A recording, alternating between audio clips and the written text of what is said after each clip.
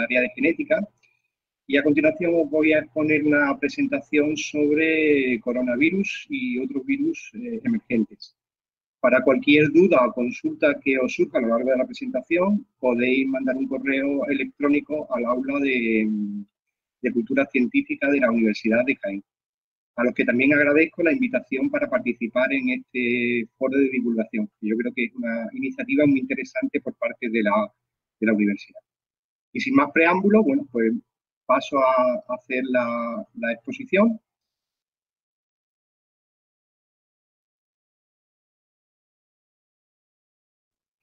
Muy bien, pues aunque ahora mismo parece que estamos viviendo una situación dramática, esto, si vemos nuestra historia, es algo que ha pasado muchísimas veces a lo largo de la historia de la humanidad. Por ejemplo, hay evidencia que en el 3000 a.C. hubo un colapso de toda la civilización megalítica, probablemente por una epidemia de peste. Eso permitió la invasión indoeuropea. También en el 540 después de Jesucristo, la plaga de Justiniano llevó al debilitamiento del Imperio Romano de Oriente y a la invasión de Europa por los eslavos. Y por último, en 1400 aproximadamente, la peste negra supuso la pérdida aproximadamente del 25 al 30% de la población de Europa, con todas las consecuencias económicas, sociales y humanas que eso desencadenó. Otros casos, pues podemos hablar del colapso poblacional de México. Después de la llegada de los españoles, hubo una primera epidemia de viruela que produjo unos 8 millones de muertos, y después 2 epidemias consecutivas de un virus que no se sabe cuál es, que los mexicanos le llamaban el coccolizzi, los aztecas, que supuso también la pérdida de unos 17 a 20 millones de vidas humanas. También destacar la plaga de viruela en la Europa del siglo XVIII, que se llevó por delante incluso al hijo de los reyes de España. Durante toda la historia de la humanidad, la precariedad de la vida, especialmente de los niños, ha sido muy significativa. Hay una mortalidad infantil absolutamente brutal. Y como ejemplo podría poner el caso del pintor Goya. Goya, que era pintor del rey, tuvo 19 hijos y solamente uno de ellos llegó a adulto. Así que imaginaros el problema que eso supone. Esta gráfica es absolutamente impresionante. Revela, bueno, un poco, describe la evolución de la esperanza de vida al nacer en España a lo largo del siglo XX. Quisiera destacar varios aspectos de esta gráfica. Primero es el incremento constante y mantenido de la esperanza de vida en España a lo largo del siglo XX. A principios de siglo teníamos una esperanza de vida en torno a 40 años. Daos cuenta que, por ejemplo, ciudades como Sevilla tenían la tercera mortalidad infantil más alta del mundo, después de Calcuta y Bombay. Era algo tremendo. Había epidemias de cólera, de fiebre tifoidea, de viruela, etcétera, etcétera.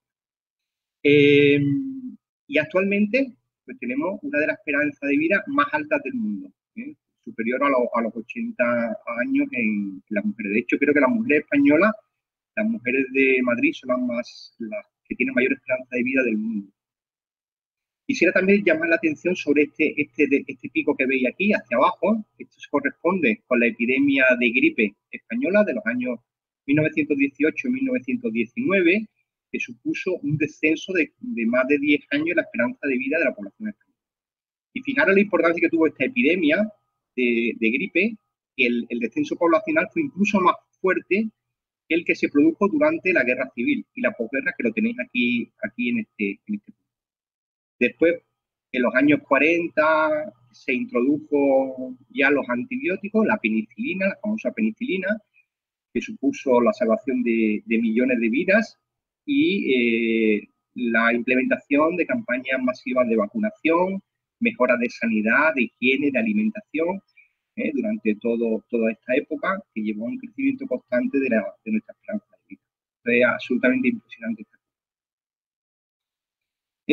Las infecciones. Aquí en esta gráfica quisiera destacar, este es el rango de edad, y aquí el porcentaje de mortalidad por distintas causas. Y Y como podéis observar aquí abajo, el porcentaje de mortalidad debido a infecciones actualmente en España es muy reducido. Es decir, las infecciones están muy controladas. Actualmente los grandes problemas de salud, como podéis ver aquí, es el cáncer y los problemas circulatorios, aparte de causas externas, como pueden ser accidentes, etc. ¿Vale? Pero bueno, las infecciones que están en general bastante bien controladas. Y esto nunca no ha sido así siempre, a lo largo de la historia de la humanidad. Muy bien, ahora quisiera hacer una breve introducción sobre los virus. Todo el mundo estamos hablando de los virus, ¿qué son los virus?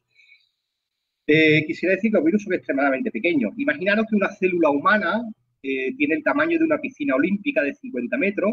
Bueno, pues un virus tiene un tamaño aproximadamente equivalente a una nuez, si la comparamos con una piscina olímpica. Son muy pequeñitos. ¿Qué son los virus? Los virus son parásitos estrictos que necesitan una célula para reproducirse. No se pueden reproducir fuera de una célula viva. Infectan a todo tipo de seres vivos, ya sean animales, plantas, hongos, bacterias, incluso a otros virus. Hay virus que infectan a otros virus. Y hay una discusión si son organismos vivos o no. Yo creo que sí son organismos vivos. Hay mucha gente que opina lo contrario. Y el criterio que yo utilizo para determinar que son organismos vivos es que mutan, cambian y evolucionan. Y eso solamente lo hacen los organismos vivos. Los virus tienen una composición que parece de una receta, ¿no? Lípidos, azúcares, proteínas y ácidos nucleicos. Es decir, igual que cualquier otro organismo vivo. Hay dos tipos fundamentales de virus, ¿no? Podemos decir uno tipo pompa de jabón, que es un virus que está por fuera, tiene una membrana de tipo lipídica, tipo grasa, en la que van insertadas las proteínas de la envuelta, que son las encargadas de interaccionar con las células dianas. Y dentro, bueno, pues lleva su genoma y otras células y otras proteínas que empaquetan el genoma viral. Es decir, después hay otro tipo de virus, que son virus tipo piezas de mecano, que son virus rígidos, que no tienen cubierta lipídica exterior, ¿vale? Y que son extremadamente resistentes a las condiciones externas.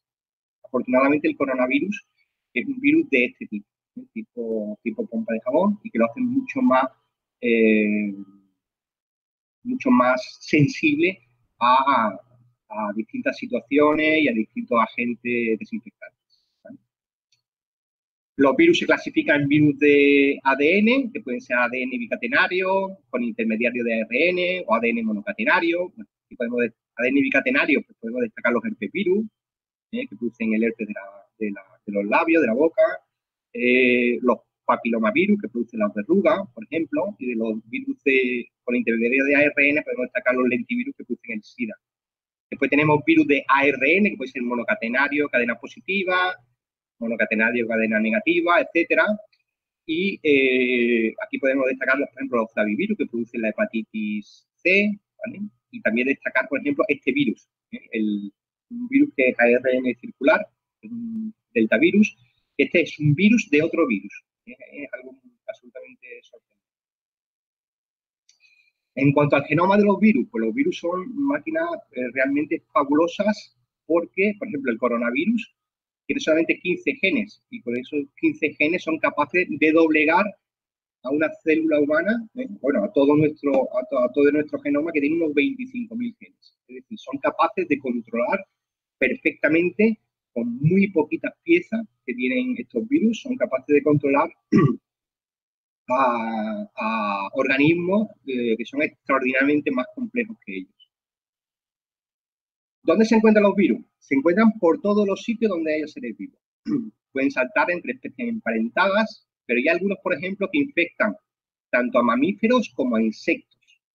Y hay un dato que la gente no conoce en general, y es que, por ejemplo, el agua del mar tiene aproximadamente unos 100 millones de virus, de partículas virales, por mililitro de agua.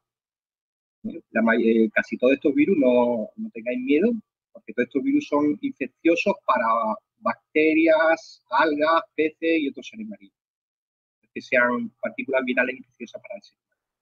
Y bueno, como he dicho anteriormente, infectan a todo tipo de ser vivo. Aquí, por ejemplo, tenéis una naranja infectada por el virus de la tristeza naranja. Es decir, la también pueden ser atacadas por virus que producen grandes pérdidas en las cosechas.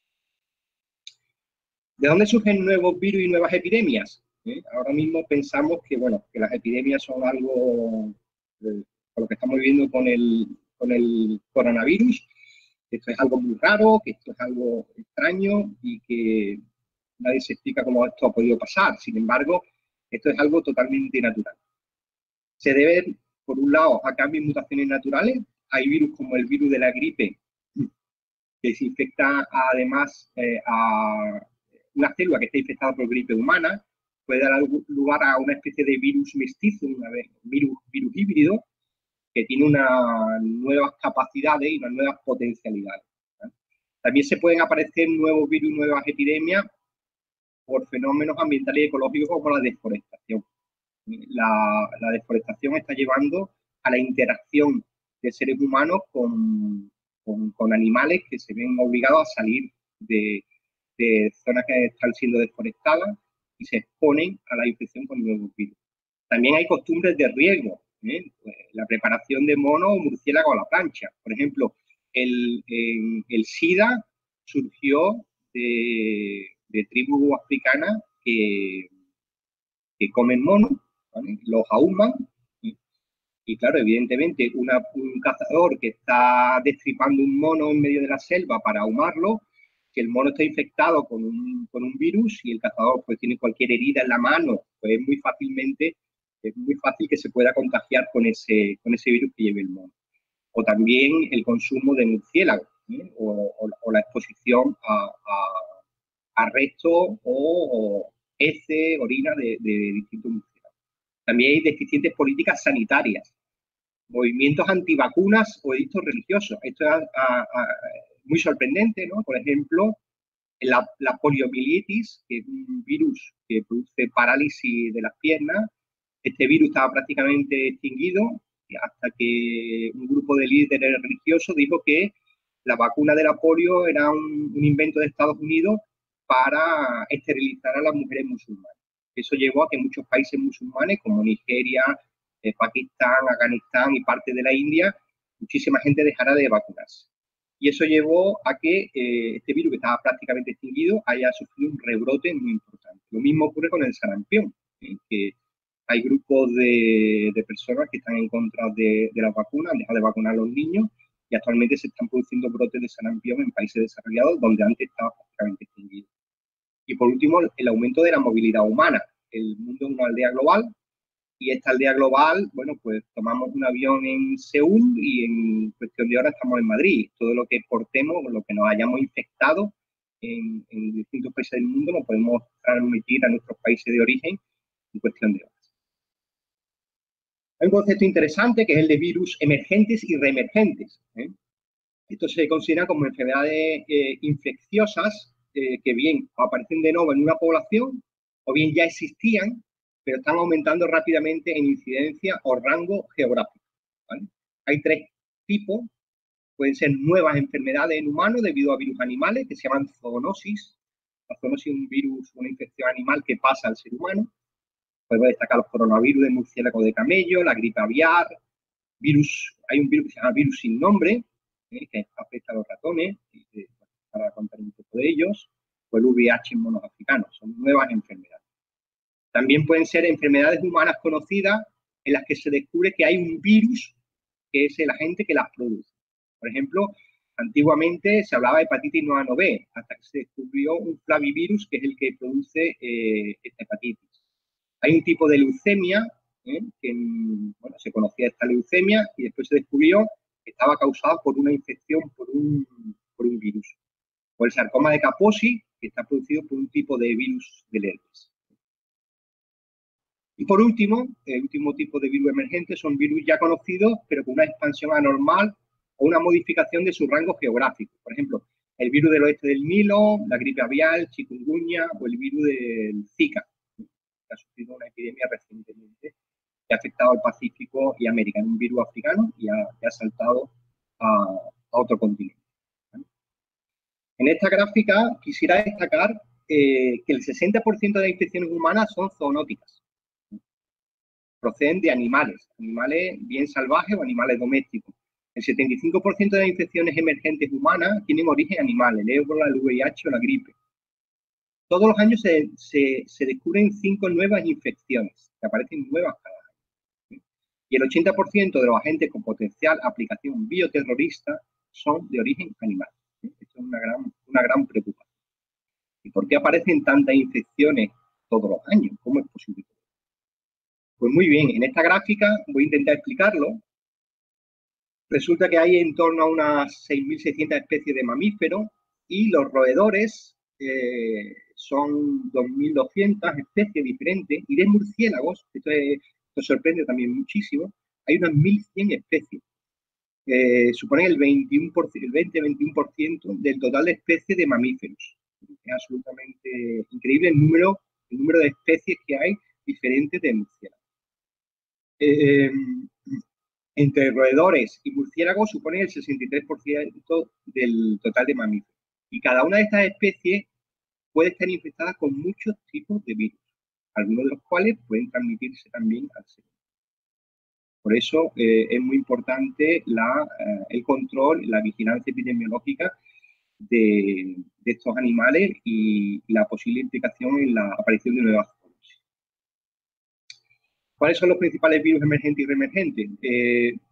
Por su vía de transmisión, hay virus que se transmiten por contacto, bien con secreciones de los animales, con orina, con el polvo. Hay virus que se desecan, una vez desecan siguen conservando su infectividad y se puede infectar al respirar el polvo. Hay virus que se transmiten por la sangre, como todos sabemos, el VIH, la hepatitis C. Otros que necesitan insectos o vectores, como el virus de Crimea-Congo, o del Nilo o el Zika. Y los más peligrosos de todos, que son los que se transmiten por el aire, como los coronavirus o el virus de la gripe. Ahora voy a repasar algunos de ellos. Mira, por ejemplo, aquí tenemos el virus Nipah. El origen está en murciélagos frugívoros. Este es un tipo de murciélago que se alimenta de fruta. Y ocasionalmente el virus se transmite de los murciélagos a los cerdos, bien por el consumo de fruta o bien porque están en contacto con los murciélagos. Y esto ha dado lugar a varias epidemias, por ejemplo en Malasia en el 99, en Bangladesh apareció en el 2001 y prácticamente todos los años hay rebrotes de esta epidemia, en la India, y es un virus con una mortalidad tremenda, tiene una mortalidad en torno al 45 al 70%. Lo más curioso de este virus es que aproximadamente el 20% de los pacientes que sobreviven al virus quedan con secuelas neurológicas, como convulsiones e incluso cambios de personalidad. Este virus es muy parecido al virus respiratorio sincicial, este es el virus que produce la bronquiolitis en los niños pequeños. Otro tipo de virus que se transmite por contacto son los filovirus, producen fiebres hemorrágicas, su origen también está en los murciélagos. Es un cuadro, también de destacar que los cuadros clínicos son todos muy parecidos: fiebre, debilidad, dolores musculares, dolores de garganta, vómitos, diarrea, y en este caso también puede producir hemorragias internas y externas. La transmisión es por contacto con secreciones de animales, normalmente de animales salvajes, puede ser chimpancé, gorila, puercoespines que se encuentran en la selva, y también mediante contacto directo con secreciones de personas infectadas. Ha habido recientemente epidemia en África Occidental, y son virus también que tienen una mortalidad enorme, en torno al 50 y el 80%. El 50 y el 80%, dependiendo de la cepa de virus y de la raza de virus que es. Aquí, por ejemplo, tenemos un filovirus, un virus que produce fiebres hemorrágicas, digamos, agarrándose a una célula humana. Tienen forma como de pequeños gusanitos. Estos son virus que están en sitios remotos de la selva. Suelen aparecer en medio de la selva del Congo, en Congo Zaire, Sudán, en Gabón, sitios absolutamente remotos en medio de la selva, y hay una gran variabilidad de especies que están circulando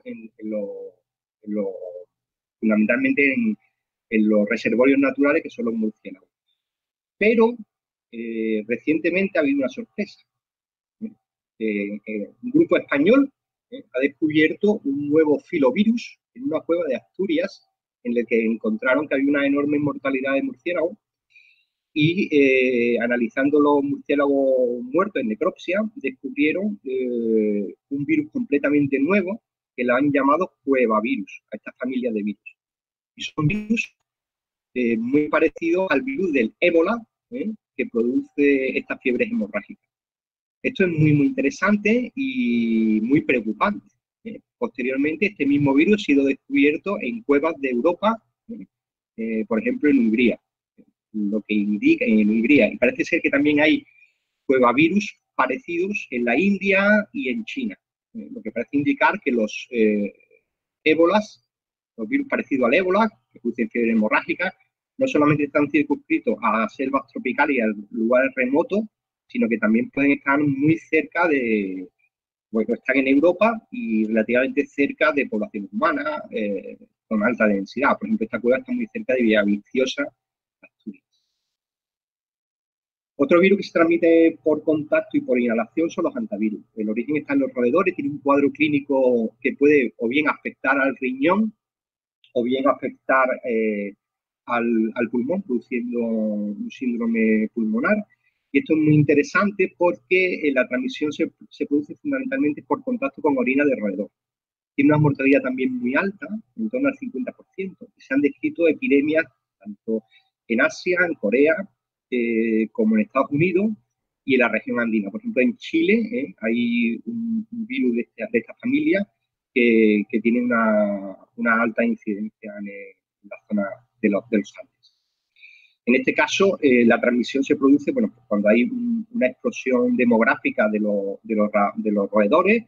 Estos pueden entrar en los graneros y la orina seca, después se incorpora, digamos, en el polvo, y cuando la gente se expone a este polvo infectado con orina de roedor y lo inhala, pues puede producirle una infección con una mortalidad muy, muy alta. Pues son virus también muy importantes que hay que ir controlando. Otro virus que se transmite por contacto es la viruela. Es el único caso de virus extinguido por la vacunación. Aquí tenemos, durante el siglo XX, el número de casos reportados por lugar de origen, y en el año 77 se reportó el último caso, creo que fue en Somalia, me parece, en Somalia o en Sudán, el último caso humano conocido. El virus se extinguió por la vacunación. No ha habido más casos, solamente se consideran 2 viales de virus vivo, uno en Estados Unidos y otro en Rusia, se supone que para investigación biomédica, y no se han reportado más casos naturales desde entonces. Es un éxito impresionante de la Organización Mundial de la Salud. Pero seguimos haciendo estupideces. El ser humano muchas veces hace estupideces y recientemente, se están reportando casos de viruela salvaje. Son viruelas que afectan a roedores salvajes, no es la viruela humana, pero relativamente parecida. Afecta también a roedores, a primates, y también se transmite por carne de monte, fundamentalmente africana. Y el transporte de estos animales, que se utilizan como animales de compañía, pues puede dar lugar a infecciones, por ejemplo, esto en Europa y en Estados Unidos. Por ejemplo, en Estados Unidos hubo una infección en el 2003, e incluso esta infección por la viruela salvaje se transmitió a los perritos de las praderas, que son un tipo de roedor silvestre de Estados Unidos, y también afectó a personas. Y en Alemania, por ejemplo, estos son 2 chicos alemanes que tenían ratas como animal de compañía y que se infectaron por este tipo de viruela salvaje. La mortalidad no es muy alta, del 1 al 10%, y afecta fundamentalmente a niños pequeños. Entonces, hay que tener muchísimo cuidado porque los animales exóticos pueden ser el vector de la expansión de nuevas epidemias. Lo que sería más grave es que virus que han sido extinguidos en la naturaleza por la vacunación, pues por contacto y por tener un animal de compañía exótico, este pueda transmitirnos de nuevo otro tipo de viruela que pueda ser origen de una nueva epidemia, por mutación. Aquí tenemos otro tipo de virus emergente, que en este caso no se transmite por contacto directo como los anteriores, sino que se transmite a través de vectores, como el virus de la fiebre de Crimea-Congo, que su origen está en la garrapata, y tiene una mortalidad del 40%. Este virus estaba descrito en África, Balcanes, Asia, Oriente Medio, pero recientemente se han descrito casos en el centro de España, en Cáceres y en Ávila.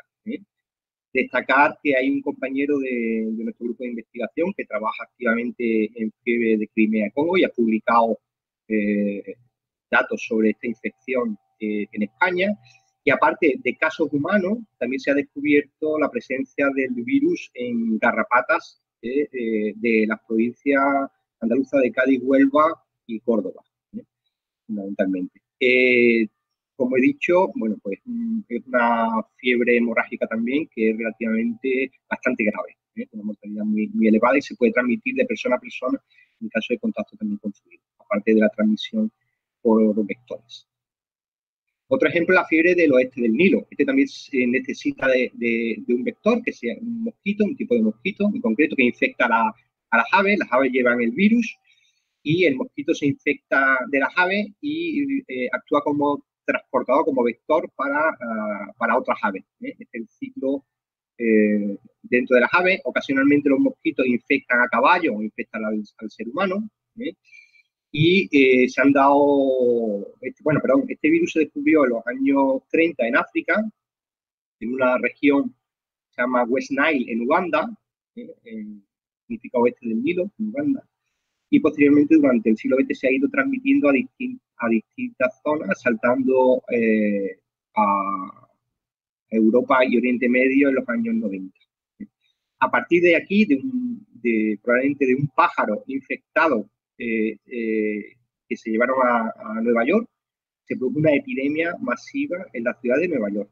En los años 2000 aproximadamente, hubo una mortalidad enorme de pájaros en la ciudad de Nueva York y eran causados por este virus. Este virus después se ha ido transmitiendo poco a poco desde la costa este de Estados Unidos hasta la costa oeste y después se ha expandido por toda América. Este virus normalmente tiene un curso subclínico, igual que el coronavirus como el COVID-19, que la mayoría de los casos son asintomáticos. Hay un 20% que sufre una enfermedad sintomática y en algunos casos afecta al cerebro, produce meningitis, encefalitis y puede llegar a ser mortal. Se ha descubierto, por ejemplo, que hay caballos, infectados, por ejemplo, en la marisma de Doñana, y en otras zonas de Andalucía occidental. Un virus también muy importante que hay que vigilar. Bien, hemos hablado de virus que se transmiten por vectores, de virus que se transmiten por contacto, por polvo, y ahora vamos a hablar de los virus que se transmiten por el aire. En concreto vamos a hablar de los coronavirus, que están ahora en plena efervescencia, ¿no? Social, política y científica. Pues bien, antes del COVID-19, pues ya se conocían otros coronavirus comunes, que dos de ellos se descubrieron en los años 65 y 67.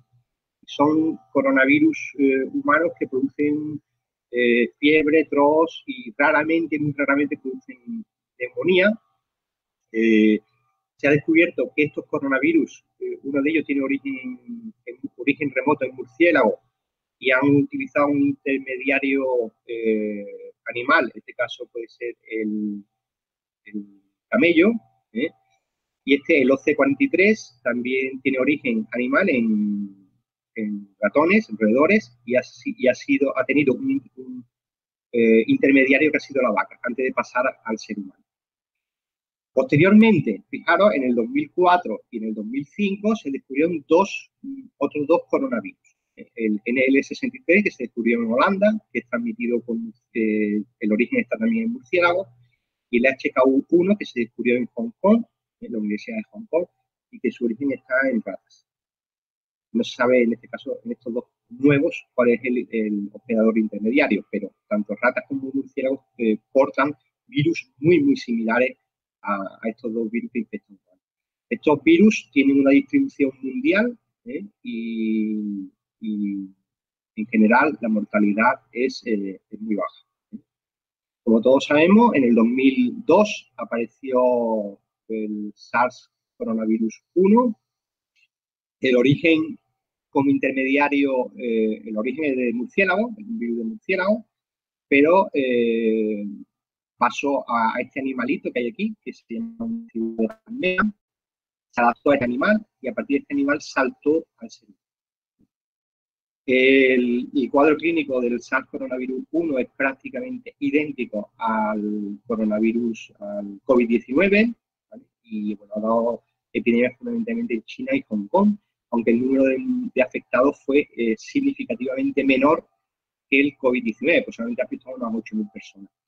Tiene una mortalidad en torno al 20%. Y sí, en este caso sí ha habido, tenemos datos muy, muy interesantes que son totalmente aplicables al COVID-19. El COVID-19, perdón, el COVID-19 que nos afecta.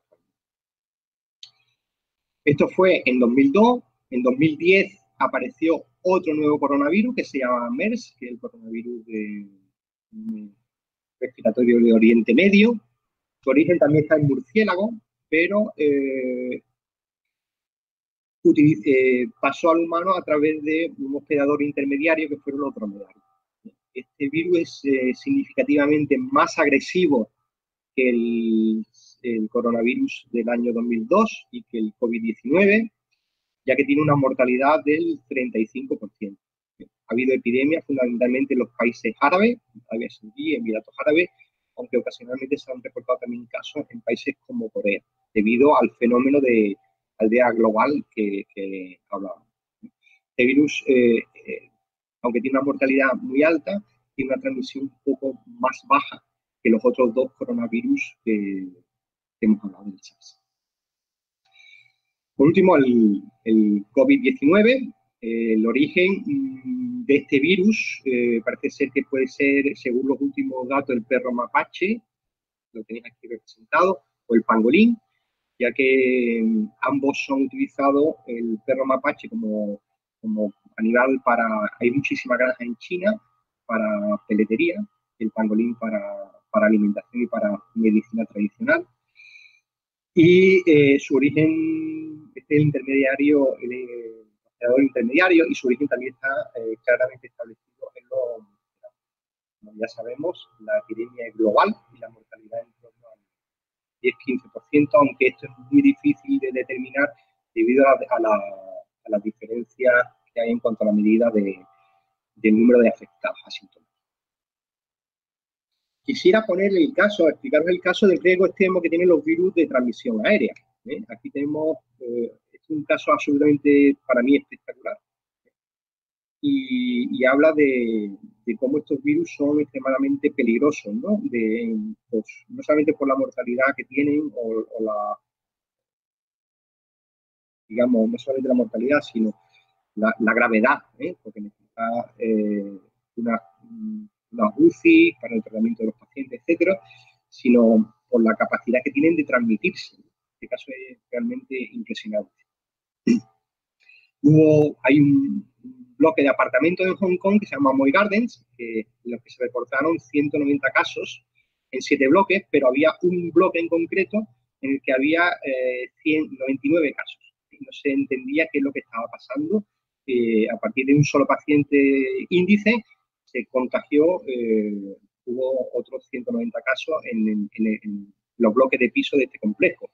Se pensó que podían ser las cucarachas las que transmitían el virus, se pensó que podían ser los ratones, que actuaran de vector en la transmisión del virus, pero llamó una cosa poderosamente la atención. Aquí tenemos, en esta gráfica, tenemos representado el bloque donde hubo más casos, hubo 99 casos, y aquí en este sitio estaría el primer caso que se reportó, y no podían ser ni las cucarachas ni los ratones, puesto que en los pisos inferiores no se dio ningún caso.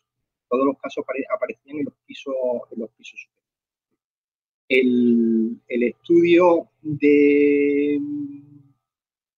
epidemiológico, cómo se fueron sucediendo los casos, etcétera, etcétera, reveló que probablemente el virus se estaba transmitiendo a través de las cañerías de desagüe, o bien del patio de luces del bloque. La hipótesis para explicar lo que estaba pasando, la más probable, es que el virus es un virus que no solamente se transmite por la saliva, al toser, sino que también se transmite por las heces. La heces tiene una cantidad enorme de virus, porque cuando los inquilinos de estos apartamentos pues, iban al servicio, se sentaban en la taza, lo primero que hacían era encender el ventilador del cuarto de baño, al tirar de la taza. Había un problema en las tuberías de desagüe y al descargar el desagüe de la taza del váter, generaba un vacío y este vacío hacía que se perdiera el agua de este tubo. Al perderse el agua, digamos, aerosoles de las heces del primer paciente, aerosoles infecciosos, subían por los conductos de las cañerías y gracias a los ventiladores que eran muy potentes, pasaban a los cuartos de baño y al patio de luces. Y esto hizo que se infectase prácticamente todos los apartamentos que compartían la misma cañería, el mismo patio de luces. Los modelos de dinámica de fluido, aquí tenemos el número de pacientes, los distintos bloques de piso, el número de afectados en cada uno de los bloques, el bloque en el que hubo más casos, pues parece indicar que se formaba a partir del patio de luces, cuando salía fuera, una pluma que se llama de aire infeccioso y que, dependiendo de las corrientes de aire, pues se distribuía en los edificios colindantes.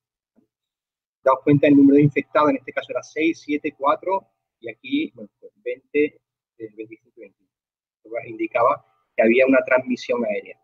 De un edificio, de este edificio de aquí hasta el último de aquí, había más de 60 metros. Me parecía indicar que estos virus tienen una capacidad de transmisión aérea enorme. Esto es conocido desde el 2004.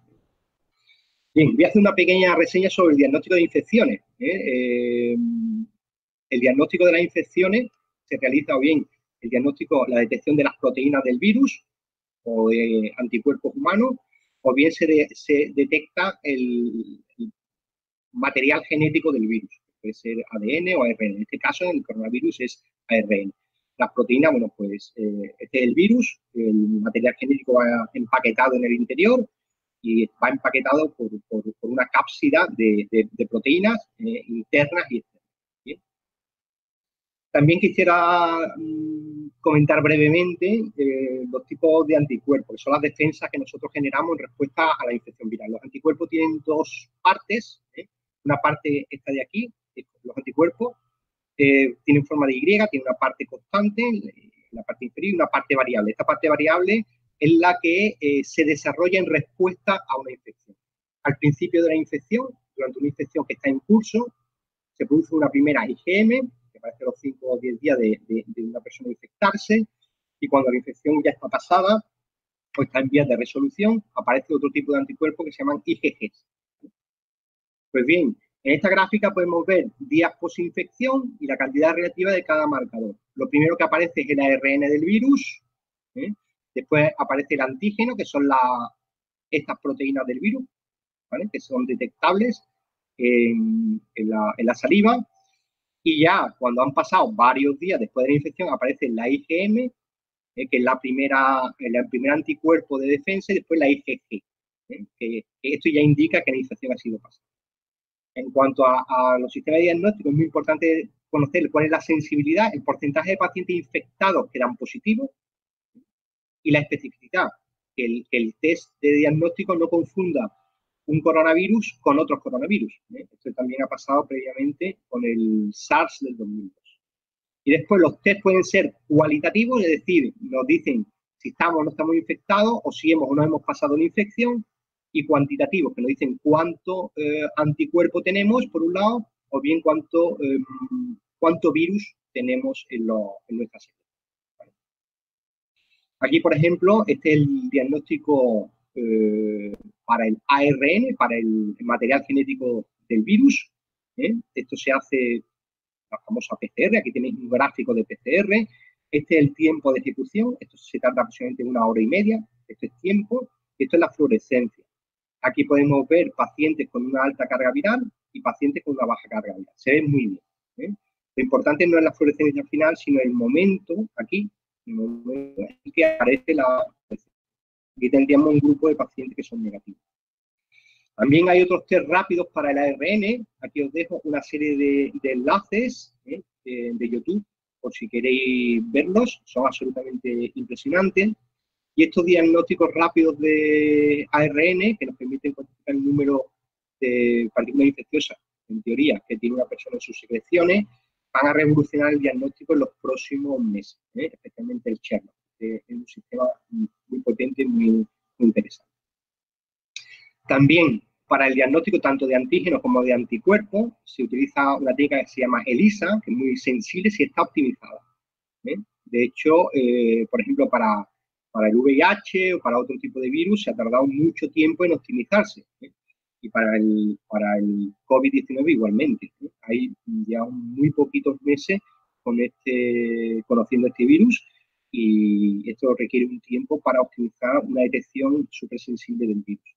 Entonces se realiza una placa de microtíter. Esto tiene el tamaño de un teléfono móvil aproximadamente y se ve perfectamente simplemente por colorimetría que el paciente es positivo. Estos son los test convencionales que detectan antígenos y anticuerpos frente al virus. Esto se tarda una mañana en hacerse. Junto a estos test tenemos los test rápidos. Los test rápidos que se está hablando mucho en la actualidad. Se pueden hacer test rápidos para la respuesta inmunológica, si tenemos anticuerpos frente al virus, si hemos pasado o no la infección, que para ello necesitamos una gotita de sangre, o bien test de antígeno para saber si tenemos una infección activa. Para eso se utiliza una torunda para la garganta.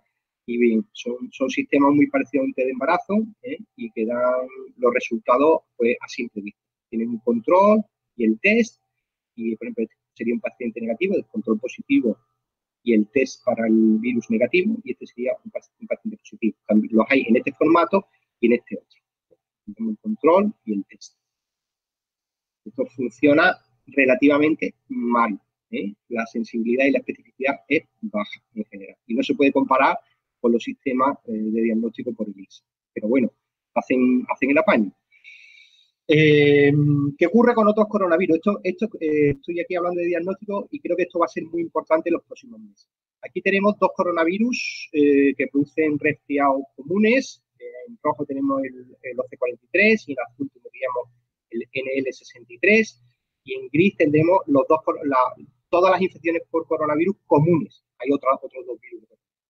Pues podemos ver que hay epidemias cíclicas que se corresponden con el otoño y principios de invierno y principios de primavera. Eso es perfectamente claro. Si el virus no desaparece de la población, se producen epidemias cíclicas. Por eso, en los próximos meses va a ser fundamental el diagnóstico de todas las personas que pudieran estar infectadas. ¿Por qué? Pues porque restringir, eliminar, el virus no se elimina, el calor, otros coronavirus, el calor le sienta muy mal y la tasa de transmisión es muy baja, pero si conseguimos eliminar completamente la transmisión durante los meses cálidos, puede ser que no vuelva a aparecer en los meses fríos de otoño e invierno. Por último, la última sección de mi presentación, quisiera hablar un poco sobre los tratamientos. Hay distintos tipos de tratamientos que se pueden aplicar, pero quiero transmitiros la idea de que el desarrollo de tratamientos antivirales es extremadamente complejo, así como el desarrollo de vacunas. Esto mismo se puede aplicar a las vacunas. Esto lleva una serie de fases, unas fases que se llaman preclínicas, que están aquí en azul, en el que se optimizan las moléculas, se descubren dianas terapéuticas, se hace investigación de toxicología en animales, y después otro tipo de ensayo ya en humanos, que se llama ensayos clínicos, que tiene 4 fases. Este proceso es carísimo. El desarrollo de un nuevo fármaco cuesta entre 500 y 1.000 millones de dólares. Y la tasa de éxito es muy baja. Hay un estudio, aquí he dejado el enlace, de 798 estudios que entraron a investigación preclínica con animales, solamente llegaron a comercializarse 16. Es decir, hay que ser muy valiente para desarrollar nuevos antivirales. Y además esto tarda muchos años, unos 10 de media. Entonces, para una vacuna ocurre lo mismo. No pensemos que vamos a tener una vacuna de aquí para el próximo otoño, porque eso es prácticamente imposible. La única solución que se ha encontrado es una solución rápida, que es el reposicionamiento de fármacos. El Remdesivir, el hidroxicloroquina, etcétera, son fármacos que están aprobados para otras cosas, en las cuales ya tenemos la fase azul y ensayos clínicos hasta la fase 1 realizada, y se entra directamente en fase 2 con el FER, ¿vale? Actualmente, os he dejado aquí el enlace, hay unos 980 ensayos clínicos en curso. Muchos de ellos están duplicados y muchos son un poco absurdos porque tratan de detectar si una medicina tradicional china, una planta, pues tiene efectos sobre el cuerpo. Pero dentro de esos 980 ensayos clínicos en curso, hay algunos que son realmente interesantes y que están dando algunos resultados. En cuanto al tratamiento, una solución también es el suero hiperinmune. Esto es muy antiguo y está muy bien caracterizado. Por ejemplo, todos nos hemos pinchado en el campo con hierro oxidado y nos han puesto la inmunoglobulina antitetánica. Pues algo parecido a eso. Es potencialmente beneficioso, se ha aplicado con éxito al MERS coronavirus, por ejemplo, y es técnicamente más complejo porque requiere la donación de pacientes que están curados o bien de caballos inmunizados. Esto se le saca el suero a personas que ya han pasado la infección, que tienen suero hiperinmune, ¿vale? Y ese suero tiene la capacidad de bloquear y de limitar la expansión del virus en personas que se acaban de infectar. También se puede inyectar partículas virales inactivadas a caballo y después, a partir del suero de caballo, extraer la inmunoglobulina anti-COVID. Actualmente hay varios ensayos clínicos también con el suero hiperinmune, y aquí en Jaén la doctora Montes Trujillo está llevando a cabo uno de ellos. En cuanto a los ensayos clínicos en curso, comentar que hay, lo que he dicho anteriormente, que hay 900 ensayos clínicos en curso que afectan a distintas etapas digamos, de la patología del virus. El virus produce un ataque al pulmón, después el sistema inmune ataca las células infectadas y hay una descompensación completa del sistema renina-angiotensina, una serie de efectos sistémicos a nivel global del cuerpo, así como un efecto inflamatorio generalizado. Bueno, pues en cada una de las etapas de esta patología se están desarrollando ensayos clínicos, bien con moléculas, casi todos con moléculas que estaban previamente autorizadas para el tratamiento de otro tipo de enfermedades, lo que se llama el reposicionamiento de fármacos. Bien, quisiera acabar esta presentación con una especie de mini kit de supervivencia antivirus. La carrera científica pues implica estudiar un grado en biología, medicina, farmacia, puede ser de 4 o 6 años, después un máster de 1 o 2 años, y después hay que hacer un doctorado. El doctorado dura de 3 a 4 años, se acaba con 26 a 28 años, y para conseguir un doctorado hay que tener publicaciones, publicaciones científicas en revistas de prestigio internacional. Después del doctorado viene un postdoc, normalmente hay que hacer un postdoc en un centro extranjero, diferente de donde te has formado, y eso implica más publicaciones. Y posteriormente ya uno es profesor o investigador de plantilla. Para conseguirlo, pues más publicaciones todavía, proyectos y colaboraciones internacionales. Pues bien, por ejemplo, este individuo de aquí, este individuo está vendiendo lejía a precio de oro, diciendo que esto lo cura todo, el coronavirus, el Alzheimer, el SIDA. Este individuo dice que es doctor. Esto me ha llegado a través de muchísimos grupos de WhatsApp, me han llegado el vídeo de este individuo. Dice que es doctor, investigador en la Universidad en un centro de investigación de Barcelona, etcétera, etcétera. Pero bueno, aquí os dejo unos enlaces, PubMed, que es donde están todas las publicaciones científicas. Si hacemos una búsqueda a este señor, pues no aparece ninguna, no tiene ninguna publicación científica, tampoco tiene ninguna patente, ni aparece en Google Académico, y también donde están las citas de las publicaciones, es decir, el número de veces que otros científicos citan tu propio trabajo. Entonces, PubMed, Google Académico o Google Patents, es sitios altamente recomendables para descubrir a estos falsos expertos. De la misma manera, hay incluso la prensa, prensa general, que dice que las mascarillas, por ejemplo, pues no son efectivas. Bueno, pues si nos vamos a PubMed y buscamos face mask, influenza o virus respiratorio, pues podemos encontrar todos los trabajos científicos que analizan el efecto protector de las mascarillas sobre la transmisión de virus respiratorio. Y podemos ver que esto es completamente, esto sí que es un bulo, que las mascarillas no protegen del coronavirus. Y nada más, quisiera daros las gracias por vuestra atención y también quisiera agradecer a la Unidad de Cultura Científica de la Universidad de Jaén la oportunidad de dar esta pequeña charla sobre los virus emergentes y bueno, quedo a vuestra disposición a través del chat por si me quisierais hacer alguna consulta. Muchísimas gracias a todos.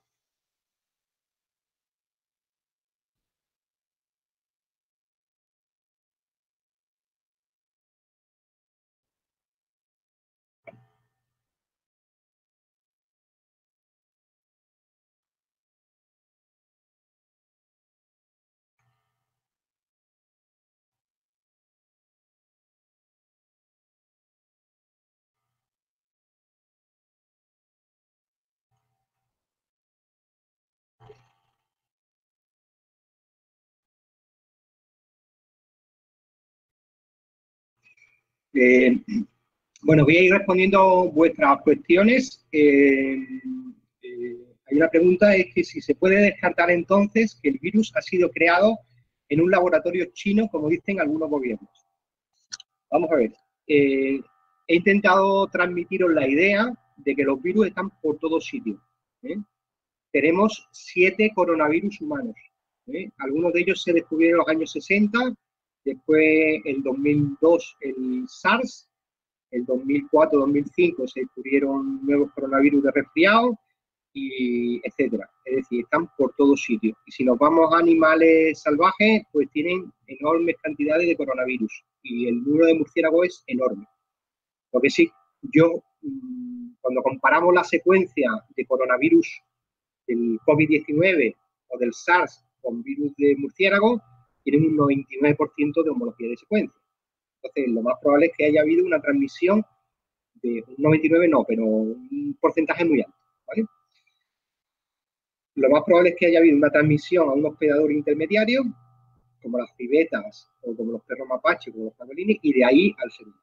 Lo que nos manipular estos virus por ingeniería genética para crear virus nuevos es muy difícil y esto no está al alcance de prácticamente nadie en el mundo. Lo que yo creo que son virus naturales. Lo que está por determinar si estos virus han pasado a la población general por animales silvestres o por animales de granja, como eran las civetas se utilizaban para comida y el perro mapache para abrigo, o bien puede ser que gente, grupo de investigación, laboratorios de bioseguridad que estuvieran trabajando con este tipo de coronavirus, algunos de los trabajadores, con una mala praxis profesional, se haya infectado y lo haya transmitido a su entorno. Eso no se puede descartar, ¿vale? Pero creado como tal, no. Igual que tampoco se creó el VIH. Decían que el VIH era un virus de laboratorio. Está el VIH humano, que se sabe que viene de chimpancé, pero es que los mandriles tienen su VIH, un virus de inmunodeficiencia de simio, pero que tienen los mandriles, que tiene el mono verde, que tiene... Después están los virus de la inmunodeficiencia de felinos, de bovinos. Hay virus muy parecidos de cabras y de ovejas. Es decir, son virus que están en la naturaleza, que por algún evento se ha transmitido a la población y de ahí al resto del mundo, ¿vale?